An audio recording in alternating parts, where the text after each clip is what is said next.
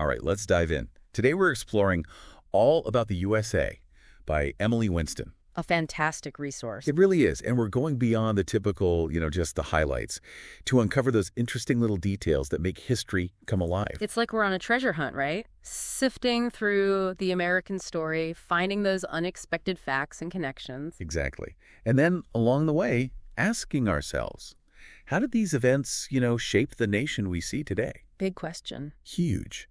But where better to begin than with those first folks who set sail on the Mayflower? Can you imagine 65 days crammed on that ship, storms, seasickness, all for the promise of something new? It's incredible they even survived the journey. But of course, landing at Plymouth Rock, that wasn't the end of their troubles. Not even close. That first winter, brutal. Nearly half of them didn't make it. Really makes you appreciate how much they must have needed help to rely on the knowledge of the native people who were already here. Absolutely crucial to their survival.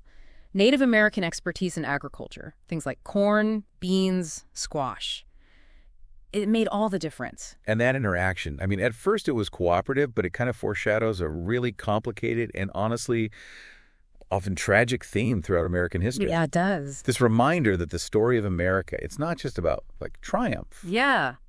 There's conflict, displacement. Definitely. And that tension between the colonists and the native populations, coupled with the growing frustration with British rule, that's what ultimately led to the American Revolution. Leading to that pivotal moment, the Declaration of Independence, 1776, was a bold statement, basically saying, we're done. These 13 colonies, we're not going to be ruled by a king an ocean away. Right there, you see those early seeds of what some call the American spirit taking root, that desire for freedom, for governing themselves, the pursuit of individual liberty. It's really amazing to think about how those ideals from that revolution still shape American identity, even today. For sure. And as the nation grew, those ideals were tested, sometimes in really difficult ways. Take the Louisiana Purchase, for instance, 1803. Wow, the U.S. basically doubled in size overnight.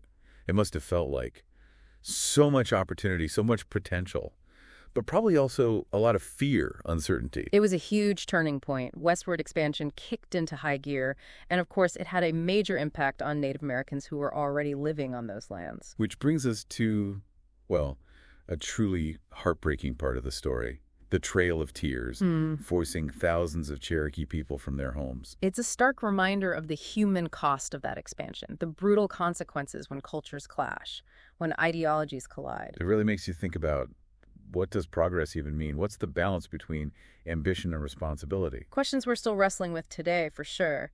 But let's shift gears a bit. Let's head to the center of American power, Washington, D.C. It's always struck me as interesting how a city built from scratch can become so connected to a nation's identity. Yeah. And what better symbol of that than the White House? It's more than a building. It's a residence, a workplace, a stage for global events. It's like a living museum of American leadership. I always thought it was kind of funny that the White House wasn't always white. It was burned down, right, during the War of 1812. And then they painted it white to cover up the smoke damage. A bit ironic, the symbol of lasting power scarred by war and then literally whitewashed. And it keeps changing, like when Teddy Roosevelt added the West Wing because his family needed more space. It shows that even the most iconic places are shaped by the people who live in them, who use them. Absolutely. But a nation's identity, it's more than buildings. It's in the stories they tell, the symbols they embrace, like the Statue of Liberty, for instance. Such a strong image, a beacon for people looking for refuge, opportunity. And it was a gift from France, wasn't it? Yeah. That says a lot right there. A symbol of friendship, shared values. And the construction itself, transporting this enormous statue across the ocean, it's a testament to human ingenuity. And then you've got the American flag. That's evolved alongside the nation, literally. Each stripe, for one of the original 13 colonies, each star, a state in the ever-growing Union. It's a visual reminder, right, of America's growth, but also its challenges. And what about the bald eagle as the national emblem? I always loved that story, whether it's true or not, about how during a battle in the Revolutionary War, these eagles were soaring overhead, their cries like echoes of the soldiers shouting for freedom. Powerful image, connecting this majestic bird to the birth of a nation. It's amazing how these symbols get so embedded in a nation's mind. They evoke emotions, tell stories. They represent shared values. Yeah, they really do. Speaking of powerful imagery, let's leave the cities for a bit. Let's head out to those incredible landscapes that make America so visually stunning, those natural wonders that just inspire awe. Places where you can truly feel the scale of time, the forces that shaped our planet, like the Grand Canyon, for example. I can only imagine. Standing there, looking down into that immense canyon carved by the Colorado River over millions of years. It's a humbling experience. It makes you realize how vast the natural world is, how important it is to protect these places. And then there's Niagara Falls, that raw power. It's unforgettable. You know, I read this story about Roger Woodward, this 7-year-old boy who survived going over the falls in 1960. I can't even imagine the terror and then the relief. Amazing. It shows that even in the face of these incredible natural forces, there are stories of resilience, of survival. Speaking of resilience, have you ever been among those giant redwood trees in California? Just seeing pictures, but I can only imagine what it's like to stand in their presence. Some of them over 2,000 years old, they've witnessed so much history. Living monuments, connecting us back to a time before, well, civilization as we know it. And then there's Death Valley, the hottest, driest place in North America. It feels like it should be lifeless, but But it's not. The artist's palette, for example, those colors are incredible. Life finds a way, even in the harshest environments. adapting, thriving. It's a good reminder that resilience isn't just about survival. It's about finding beauty, meaning, in the most unexpected places. And speaking of adapting, think about how American holidays and traditions have changed over time. They reflect our evolving values, our culture. Like Thanksgiving, right? It wasn't even a national holiday until the Civil War. It took the efforts of a magazine writer, Sarah Hale, to make it happen. Interesting how the meaning has shifted, too, from a harvest celebration to a time for family and gratitude. It's deeply ingrained in the American experience now. And then there's Independence Day, a celebration of freedom, self-determination, fireworks, barbecues, parades. A day to commemorate the birth of a nation, but also to think about how we're upholding those ideals of liberty and justice. It reminds us that the American story isn't static. It's constantly evolving, being reinvented. And it really is fascinating to see how those celebrations change over time. You know, they reflect how values and perspectives change from generation to generation. Definitely. And speaking of change, it's safe to say that few forces have shaped America like innovation. Yeah, that's a good point. Innovation, it's like it's woven into the fabric of the American story, from the pioneers heading west to the folks who built entire industries. And when you think about that spirit of American innovation, you can't help but think about technology. Oh, absolutely. And I think Silicon Valley really embodies that spirit, doesn't it? Totally. It's like a breeding ground for game-changing ideas. Yeah. Ideas that have transformed how we live and how we interact with the world. Think about personal computers, for instance.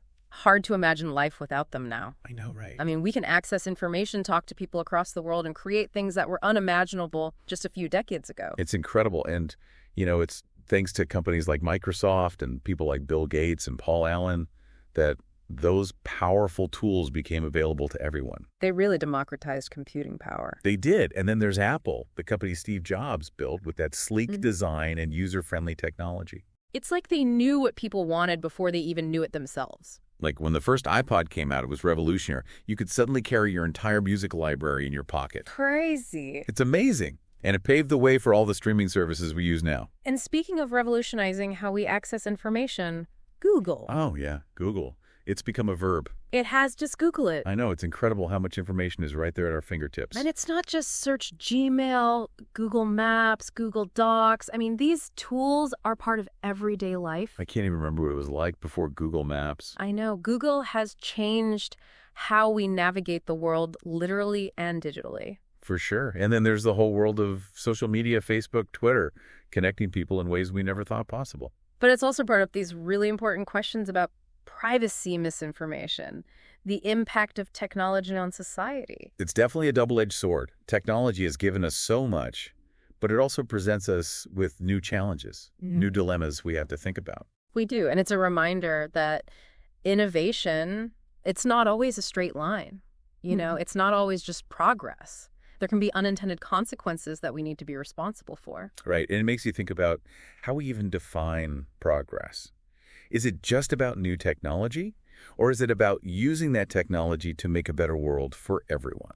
That's a question that goes way beyond technology. It applies to everything we do: science, medicine, art, culture. And speaking of art and culture, you know, we've talked about some of the big names in American literature, but there are so many writers and thinkers who have contributed to the nation's intellectual and creative landscape. You're absolutely right, and it's such a diverse landscape reflecting all the different voices and perspectives that make up the American story, like the Transcendentalists, Ralph Waldo Emerson, Henry David Thoreau. Oh, yeah, they challenged the norms. They embraced individualism, self-reliance, that connection with nature. And their writing explored spirituality, self-discovery, the search for meaning themes that still resonate with people today. It is amazing how those ideas from centuries ago can still feel so relevant. It is. And then you have the Harlem Renaissance, this incredible flourishing of African-American art music literature in the 1920s. Writers like Langston Hughes and Zora Neale Hurston giving voice to the Black experience, exploring themes of identity racism, the struggle for equality. Powerful stuff. Their words, they were challenging, they were moving.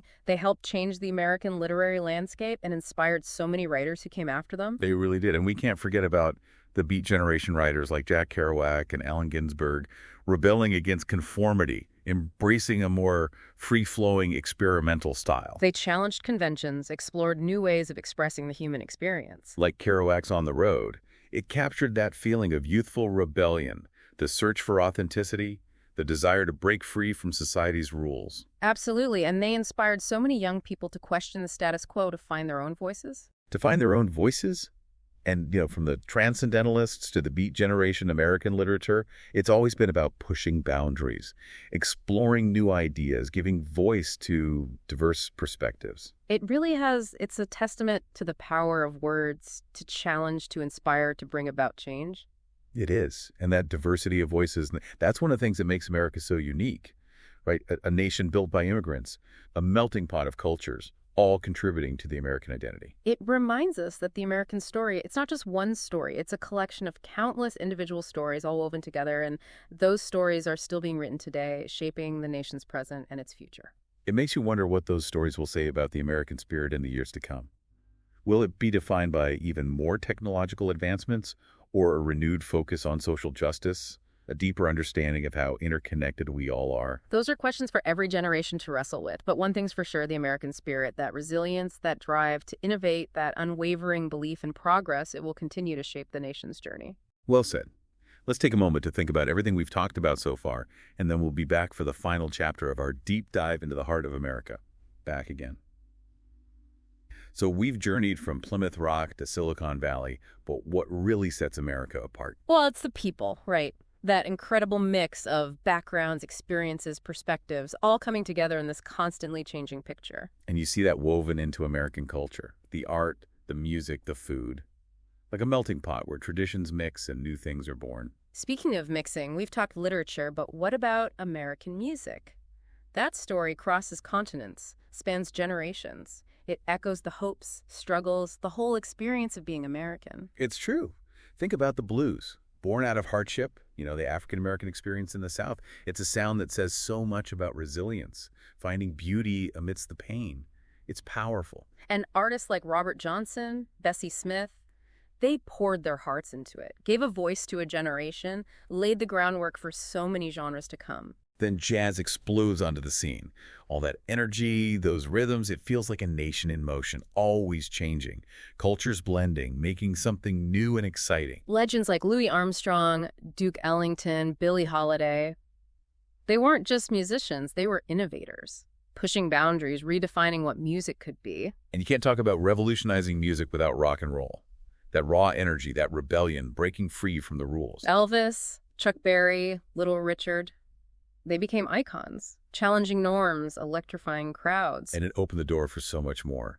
The psychedelic 60s, the punk rock 70s, hip-hop in the 80s, each wave building on the last, reflecting how society was changing. Hip-hop especially, it gave a voice to those who weren't always heard, using rhythm and poetry to speak truth to power. It's raw, it's honest. It's a powerful reminder of how music can give a voice to the voiceless, how it can challenge the way things are, how it can inspire change. And it's just one example, right? American art, in all its forms, it's captured the world's attention. From abstract expressionism to gritty realism, each movement reflects a different side of America. Like Jackson Pollock, flinging paint on canvas, breaking free from the old ways. Andy Warhol, making us rethink what art even is, how it connects to consumerism. Georgia O'Keeffe, capturing the beauty of the Southwest in her own way. And photography, too. Ansel Adams, those incredible landscapes, Dorothea Lange, her portraits of America during the Depression. They capture moments that tell a story. They make you think, make you feel. Through those lenses, we see the vastness of the country, the diversity of the people, how strong the human spirit can be, even when things are tough. Because it's important to remember the American story isn't all sunshine and success. It's also about struggle, overcoming challenges, fighting for what's right. From those early settlers facing hardship, through the civil rights movement and beyond, there have been dark times, moments of conflict, of asking, who are we, really? But even in those times, there's always been this belief that things can get better, this unshakable hope for a brighter future. The same spirit that built skyscrapers and railroads, put a man on the moon, that's still pushing the limits of what's possible in science and technology. It's the spirit that welcomes people from all over the world, embraces different cultures, that keeps striving for a fairer, more just society for everyone. As we wrap up our deep dive today, I'm struck by just how complex and dynamic the American story is. It's still unfolding, and we all have a part in shaping what comes next. So we leave you with this. What will your contribution be? What dreams will you chase? What challenges will you face? How will your voice add to this grand, ever-evolving story? Keep exploring, keep asking questions, keep learning, keep diving deep into the heart of America. Until next time, thanks for joining us on this journey.